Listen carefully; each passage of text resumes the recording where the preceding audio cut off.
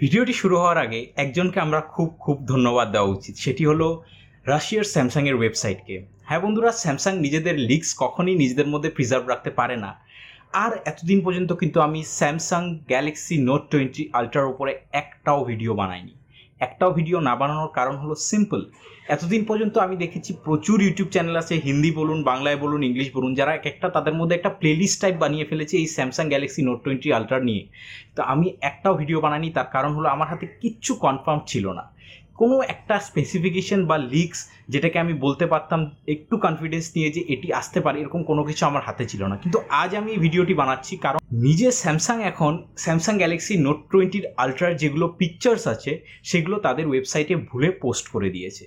আর সেখান থেকে আমরা অনেক কিছু ফোনটার ব্যাপারে জানতে পারলাম। তো চলুন দেখিনি কী কী এই ফোনটার মধ্যে থাকছে আমাদের জন্য। প্রথমত যে কালারটায় ফোনটা লঞ্চ হয়েছে বা লিক হয়েছে বলবো ওয়েবসাইটটার মধ্যে, সেটি হলো মিস্টিক ব্রোঞ্জ।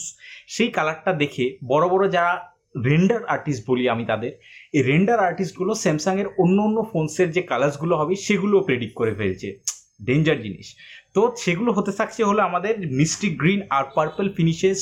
তার সাথে সাথে স্যামসাং বলা হচ্ছে আগামী যত ফোনটা লঞ্চ হওয়ার পরে যত মাস যাবে কালার স্যামসাং অ্যাড করতে থাকবে, সেটা স্যামসাং আগেও করেছে। এইবার এই স্যামসাংয়ের ইমেজেসগুলো নিয়ে আর কিছু কিছু ইমেজেস যেগুলো টুইটারে কিছু ট্রাস্টেড টিপস্টাররা লিক করেছে সেগুলিকে নিয়ে যদি আমি কম্বাইন করে বলি তাহলে ফোনটার ব্যাপারে অনেক কিছু বলা যায়।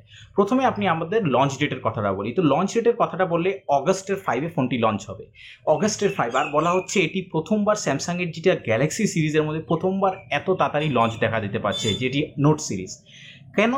তার কারণটা হলো আইফোন 12-এর যেহেতু ফ্যাক্টরিতে ওয়ার্কার্স নেই, তার জন্য আইফোন 12-এর প্রোডাকশন লাইন আপ কাট করে দেওয়া হয়েছে। আর সেইটার আপনার যেটি বেনিফিট হবে অন্য ফ্ল্যাগশিপ কোম্পানিজগুলো সেটি নেওয়ার চেষ্টা করছে, তার জন্য স্যামসাং নিজেদের লঞ্চটা খুব তাড়াতাড়ি করে দিচ্ছে। যদি আমি কথা বলি ফোনটির ডিজাইনটা নিয়ে, তো আজ পর্যন্ত স্যামসাংয়ের ইতিহাসে সবচেয়ে ভালো ডিজাইনের ফোন, বা শুধু স্যামসাংয়ের ইতিহাসেই না, প্রচুর ফোনসগুলোর মধ্যে এই ফোনটি আমার সত্যি সত্যি একটা ফোনের মতন লেগেছে।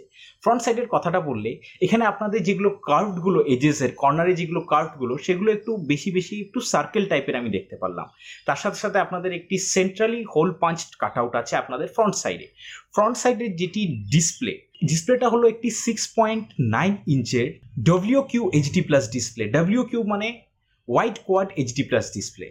আর যেটি রেজুলেশন আমাদের থাকবে হলো 3040x1440 রেজুলেশনের ডিসপ্লেটা থাকবে। সেটির মধ্যে আমরা 120 হার্টজের রিফ্রেশ রেট পাবো, আর পাবো LTP ওর সাপোর্ট। তো এইসব নিয়ে আমি বলবো অ্যাটলিস্ট ডিসপ্লেটার উপরে আর কিছু বলা যাবে না, এটি একটি পারফেক্ট ডিসপ্লে যে প্রাইসে এটি লঞ্চ হবে। কিন্তু মেইন কন্ট্রোভার্সিটা আসছে হলো ক্যামেরাটা নিয়ে বন্ধুরা। যদি আমরা রিয়ার সাইডে দেখি তো একটি মডিউলের মধ্যে আমরা দেখছি যে 3খানা আমাদের সেন্সার আছে, কিন্তু তার নিচে আলাদা একটি সেন্সার আছে, সেটি হলো অটোফোকাস সেন্সার। এখন এই অটোফোকাস সেন্সারটা আমাদের কি বোঝায়? অটোফোকাস সেন্সারটা এটাই বোঝায় যে আমরা S20 আলট্রাতে যেগুলো প্রবলেম ফেস করেছিলাম, 100x অপটিক্যাল জুম, এরকম বড় বড় ক্লেমের সাথে সাথে কিন্তু S20 আলট্রাতে একটি বড় প্রবলেম ছিল, সেটি ছিল হলো ফোকাসের জুম করতে যখন ফোকাসটা অনেকভাবে শিফট হয়ে যেত, অটো ফোকাসটা কন্ট্রোল করতে পারতো না ইউজার্সরা। সেটি একটি বিরাট বড় কারণ ছিল যেটার জন্য মানুষ S20 নেয়নি। কিন্তু নোট 20 আলট্রাতে যাতে সেম জিনিসটা না হয় তার জন্য সফটওয়্যার লেভেলে কিন্তু স্যামসাং কোনো ডেভেলপমেন্ট প্রবলেম ট্রাবল শুট করতে পারেনি। সফটওয়্যার লেভেলে প্রবলেমটা এখনও আছে, তার জন্য সেটি হার্ডওয়্যার দিয়ে একটি অটো ফোকাস সেন্সার আলাদা করে দিয়ে স্যামসাং এই জিনিসটাকে ট্যাকেল করার চেষ্টা করছে। তাছাড়া যদি বলি ক্যামেরাগুলোর কথা, তো প্রথম ক্যামেরাটা 108 মেগাপিক্সেল, এটা আপনারা বারবার শুনেছেন, আমি সেটা বলবো না। কিন্তু সেন্সারটা কি থাকছে? সেন্সারটা থাকছে হলো আইসোসেলের ব্রাইট HM1 সেন্সার থাকছে, যেটি 1 থেকে 1.5 ইঞ্চ পর্যন্ত হতে পারে। আর বাকি দুটো যেগুলো সেন্সার থাকছে সেটি হলো একটি 12 মেগাপিক্সেলের টেলিফোটো লেন্স আর একটি 13 মেগাপিক্সেলের আলট্রা ওয়াইড লেন্স। এখন যদি আপনি আমাদের জিজ্ঞেস করুন যে বাহ, এরকম সেন্সার তো আমরা আমাদের এমনি ফোনে পেয়ে যাই, রিয়েলমি রেডমির ফোনে পেয়ে যাই।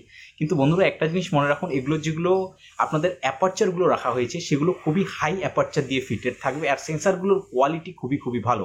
স্যামসাং নিজের সেন্সার ইউজ করে সবসময়, তার জন্য আমি বলবো যে আপনারা এগুলো কিন্তু অ্যাটলিস্ট লোয়ার বাজেট স্মার্টফোনের যেগুলো আপনাদের মেগাপিক্সেলগুলো যেগুলো দেয় সেগুলোর সাথে এগুলোকে কম্পেয়ার করবেন না। এগুলোর অ্যাপারচার খুবই ভালো থাকে, quality, image production quality, pixel depth অনেক কিছু ম্যাটার করে। এগুলো খুবই হাই জিনিস এগুলোর মধ্যে থাকে, তার জন্য খুবই আমরা ডিটেলড ইমেজেস পাই। আর বাকি দুটো জিনিস যেটি এই ফোনটির ব্যাপারে জানা গেছে, যদিও শিওর না, সেটি হলো হতে পারে এটি আমাদের স্ন্যাপড্রাগনের 865 ইউজ করবে, যেটি আমি মনে করি যে মোস্ট প্রবাবলি স্যামসাং করবে না, কারণ স্যামসাং সবসময় নিজেদের এক্সিনসে থাকতে চায়, আর না হলে এটি এক্সিনস 992 ইউজ করবে। আপনারা একটা জিনিস দেখতে পারেন যে স্যামসাং যে আইফোনের 12টার সিরিজের যে আগে লঞ্চ করা জিনিসটার জন্য একটা জিনিস মিস আউট করে যাচ্ছে, সেটি হলো স্যামসাংয়ের যেটি 865 প্লাস যেটি আসছে, সেই প্রসেসরটা যদি এটার মধ্যে দিত, আমি বলতাম যে দামে সেটি লঞ্চ হবে সেটি একদম পুরো পারফেক্ট হতো। যদিও স্ন্যাপড্রাগন 865 খুবই একটা ভালো প্রসেসর, তার সাথে সাথে আমরা LPDDR5 র্যামের পেয়ে যাচ্ছি। এখানে ইউএফএস কোনটার সাপোর্ট থাকছে সেটি এখনও শিওর না, কিন্তু এখানে 12GB 16GBর একটি ভ্যারিয়েন্ট আসার কথা। এর সাথে যদি আমি ব্যাটারির কথা বলি, তো 4500 mAh এর আমরা ব্যাটারি পেয়েছি, যেখানে আমরা 45 ওয়াটের ফাস্ট চার্জিং পেয়ে যাচ্ছি। তো হিউমাঙ্গাস ব্যাপার, বড় সড়ো ব্যাপার। এছাড়া সব যদি লাস্ট পর্যন্ত চলে আসি আমাদের প্রাইজের কথায়, তো বন্ধুরা প্রাইজের কথাটা বললে আমি প্রাইজের ব্যাপারে আপনাদের এখনো কিচ্ছু বলতে পারবো না, কিন্তু একটা জিনিস আপনাদের বলতে পারবো যে এই মোবাইলগুলোর প্রাইস আমাদের যেটি S20 ছিল সেটির প্রাইসের চেয়ে কম থাকবে, এতটুকু আমি বলতে পারবো আপনাদের।